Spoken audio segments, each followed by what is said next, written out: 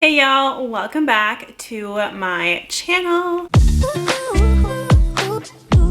Today I am talking about my reading and channel goals for 2021. I haven't done a video like this before, but I wanted to do one this year because I feel like I've learned a lot during the time that I've been on BookTube, and I feel like I want to hone in on that, create some goals, and kick ass this year. I am going to start off with my reading goals. Those are more extensive than my channel goals because I fell back in love with reading a couple years ago, and I started my BookTube last year, and I just feel like my reading has been taking all these twists and turns, and there's a few goals that I have in mind for this year after learning a lot about my reading taste last year. So I'm gonna start off with numbers. Now, last year I had my goal at 50 books and I surpassed that. I think I read like 55 or something like that. Even though I had this major slump at the end of August, early September, beginning of October. So for about like 6 to 7 weeks, I wasn't reading and I was still able to accomplish 55 books. And January and February, I wasn't reading as much either because I was dancing and performing a lot. When you're dancing and performing and practicing, it's hard to get a lot of reading in because you're just always going. So this year, because I won't be doing a lot of that and because I'm gonna be starting fresh, I am aiming for 60 books. Now, I do read a lot of manga and graphic novels ever since I've discovered some series that I really enjoy. And I know that adds to the reading number really quickly, and those are usually really easy to get through. So I feel confident that I'll be able to accomplish this goal this year. 60 books means about 5 books a month, which is just a little over 1 book a week, and I think that I could definitely do that. So I'm gonna preface this next goal because when I was much younger, all I read was like adult fantasy, and I didn't even know about YA fantasy until like a couple years ago, and that's when I found BookTube, was a couple years ago. And YA fantasy was there, it was just shiny, it was new, and it was calling my name, and that's what helped me fall in love with reading again, was all the fantastic YA that I was finding. It was so easy to read, it was fun, and especially last year, or especially 2020, when things were really going downhill, it was nice to kind of have those like fun, easy reads to get your mind off of things, to get my mind off of things. And I'm really grateful for that, but I am ready to get back into adult fantasy in a heavier way. I did read a little bit last year, but not to the level that I have been reading it my entire life. So it's time, and I'm excited, and I'm craving it. So this channel, which is an extension of me, is gonna be more focused on adult and also YA. I don't know if the split is gonna be 50-50 per se because there's a lot of adult series that I'm dying to get into. I did just recently post my 10 series that I want to read in 2021, and a bunch of those are adult, so I feel like that's going to tally the adult percentage higher. And I'm doing 11 books that I want to read in 2021 that are just more standalones, and those are mostly adult, so that's going to tally the number a lot higher as well. Of course, I'm not going to be mad if I read 50-50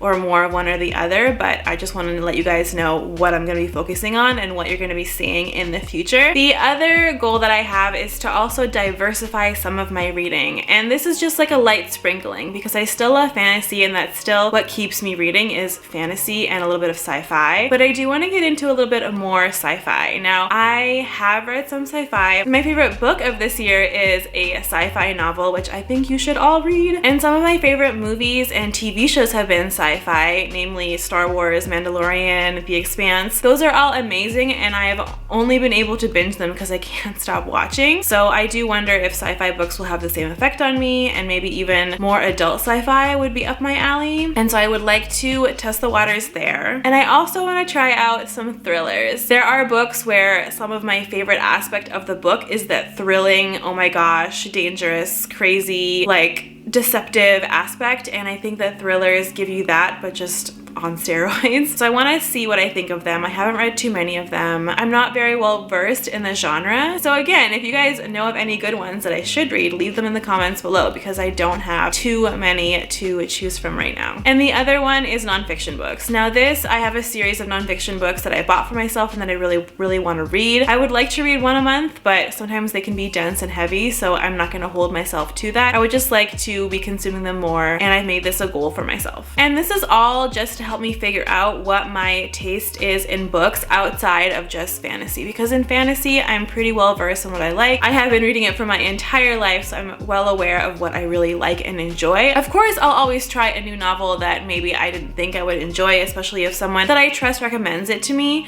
but I do want to hone in on my taste outside of the fantasy genre. So that's why those goals are being set like that. One of my goals last year, one of my silent goals that I never really announced, was to read more BIPOC authors, so Black, Indigenous, people of color, because I felt like that was really missing on the spectrum of maybe my own reads besides some of the more famous authors. So I wanted to find authors that weren't necessarily super famous and were still Black, Indigenous, people of color. Within that goal as well, in terms of authors, I also want to be reading more self-published authors. This year I came across a couple of self-published authors with really amazing books, and I also have a couple of self-published books on my to-reads list for this year, and I just want to continue that train of supporting these authors and discovering the really awesome books and either buddy reading them or bringing them to you guys to check out while I do that. And then lastly, and I think that everyone that I've seen so far has this goal on their goals list, I have amassed a huge physical TBR and ebook TBR that I have not gotten through. So my goal is to whittle my way down on those and borrow less books from the library. I mean, there's no reason that I'm borrowing books when I really need to read what's on my shelf, beside the odd novella here and there that I feel like I would benefit the library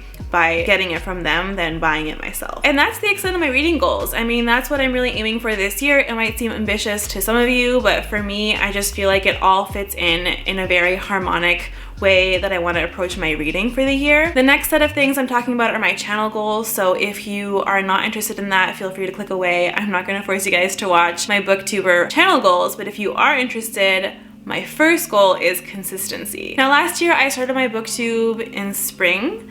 It was right after the winter had finished, and it was like early mid-spring, and I was really excited. And I had been consistent. I always posted at least once a week. There were times where I would post twice a week, and then in September I just hit this huge slump. There was a lot of things going on in my personal life that I didn't post or read or do anything. So that's where I definitely fell off the wagon. And I also want to go back to posting 2 times a week. Now, I've been posting 2 times a week ever since December, and I really enjoy that pace for me. I find it to be challenging but doable. I definitely have enough time to allocate towards that goal, whereas when I only post 1 video a week, it just doesn't seem to be enough. And so those are a couple of my big channel goals. The next one is vlogs. I always thought you had to have a really big following to do vlogs, and that still might be the case, but I've seen smaller channels do vlogs and they're really enjoyable, and I think that reading vlogs are such gems. You get to watch someone read and get their reactions as they do it, and I think that's something that I would like to put out there just for myself, just so that I can see how I react and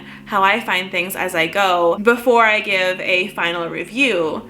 So even though people might not be as interested in my vlogs, I'm still excited to do this. It's gonna be something that I definitely do for myself, and if you guys are interested, stay tuned. I'm filming my first vlog right now, so hopefully that one turns out good so I can post it. And my last goal for the channel really centers around the booktube community. In the last few months, I've gotten to know a bunch of really amazing booktubers and book lovers, and I'm just so excited, and that just makes me want to post and read more. The friends that I've met on here and the people that I talk to on here really keep me fueled to keep reading and keep posting and keep making content, so that's what brings me joy on this platform, and I want to expand on that. So I want to be doing more buddy reads this year, which I'm already accomplishing. I feel like I have the next like 4 months lined up with buddy reads, which might seem crazy to some, but really excite me. And I want to be part of some live shows. Now I have a live show coming up at the end of January, so that's really exciting. We are reading Malice by John Gwynne, and we'll be talking about that I think on January 30th. That's a Friday, I think. And I also want to host some reading sprints eventually. I don't know if they're gonna be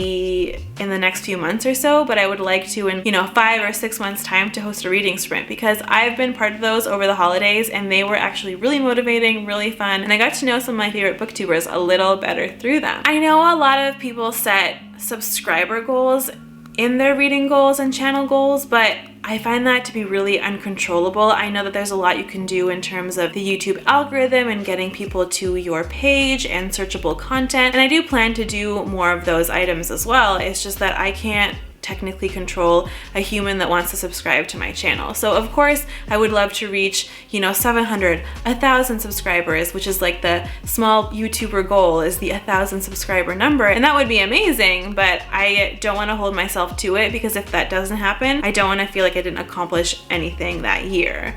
So if you guys like this channel, I would love for you to subscribe. So if people like my channel, I definitely want them to subscribe, but I feel like that would be too much pressure on me to put a number of subscribers where it's not something that I can't control. I'd rather focus on the content and the reading and the editing and the filming that I can control and that I do enjoy, rather than the number, which is really hard for me to navigate. And so yeah, those are my goals, my reading, my channel goals. I hope that you enjoyed this video. If you did, please click the like button. If you like this content and want to watch more, please subscribe to my channel, because I am sure that I will be posting some videos that you don't want to miss. Thank you.